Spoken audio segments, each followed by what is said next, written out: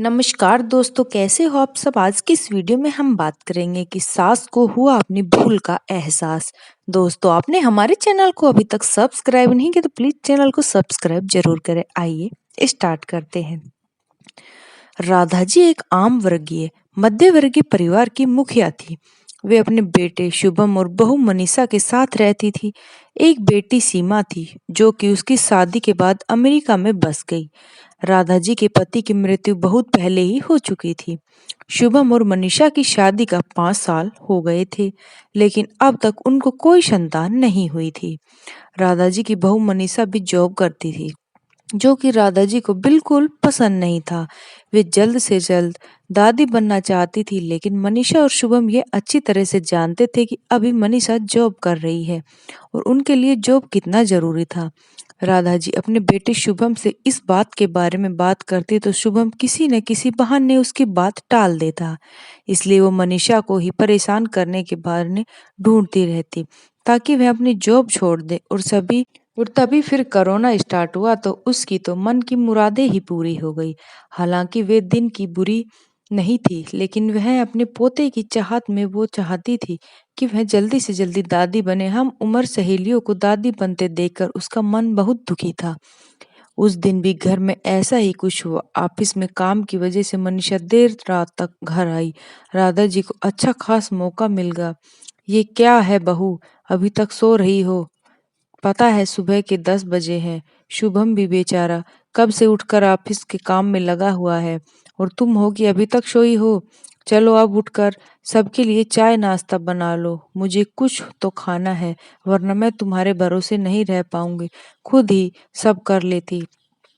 सारजी मारजी और देर रात तक काम चल रहा था, इसलिए सुबह सुबह की सो पाई थी, इसलिए समय का ही पता नहीं चला। आप चलिए, मैं जल्दी से लाती हूँ।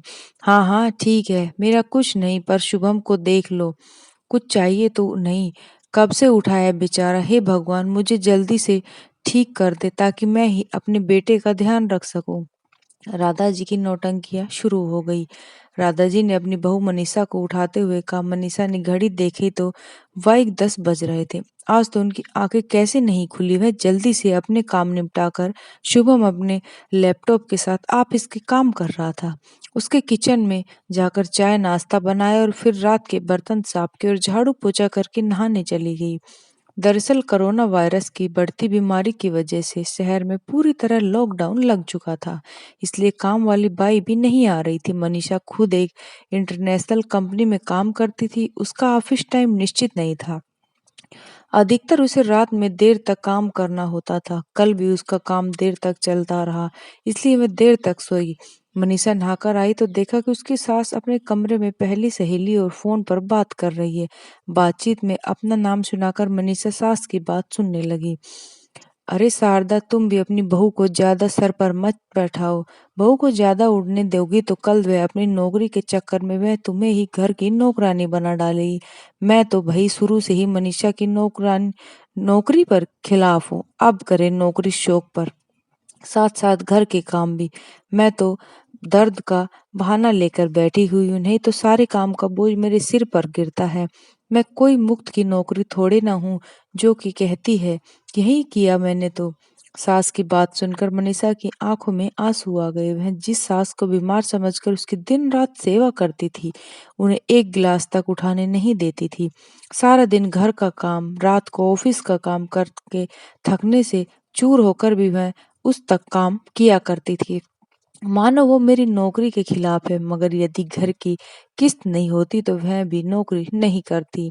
शुभम का बोझ कम करने के लिए ही तो वह नौकरी कर रही थी।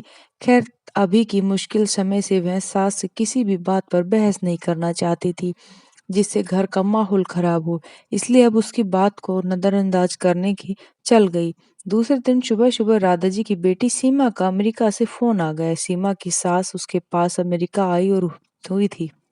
आदत के अनुसार जैसे ही सीमा की सास ने उसकी बुराई करना शुरू कर दी, तो मैं माँ पर बिल्कुल भी माँ जी के बारे में अपशब्द नहीं बोलूंगी। पता है, आपके चक्कर में आकर मैंने अपने साथ बुरा व्यवहार किया है, लेकिन आज मुझे अपनी कीमत का पता चला है। तो तुम तो यहाँ आने के खिलाफ ही रहती हो, उन्हें बिल्कुल एक आँख नहीं सुहाती हो। मगर आज अगर वे यहाँ नहीं होती ना, तो ना जाने क्या हो जाता। तुम्हें तो पता ही है कि मेरी नौकरी करना कितना ज़रूरी है। कोरोना में यह भी ऐसा कहर ढाया है कि घर से ही सब करना पड़ता है। किट्टू का बेबी केयर सेंटर भी बंद है और मैं राजेश फुल टाइम बिज़ी रहते हैं। ऐसे में माँ मामा जी अकेले ही किट्टू के साथ साथ पूरे घर का काम संभाल रही है। कुछ तो करने देती, अगर वे नहीं होती तो आज मैं क्या करती, सोचकर रोंगटे खड़े हो जाते हैं। सच में माँ को कोई साधारण महिला नहीं है, बल्कि मेरे लिए वो देवी के समान है। ऐसा अपमान करने के बावजूद आप सीमा रोने लगी। उसने फोन कट कर दिया। सीमा की बात सुनकर राधा जी की आंखों में आंसू भर आए और भूल का एहसास होकर मनीषा को गले से लगा लिया। तो दोस्तों, सभी को अपनी भूल का एहसास होता है। वीडियो अच्छी लगे तो please like share and subscribe जरूर करें। धन्यवाद।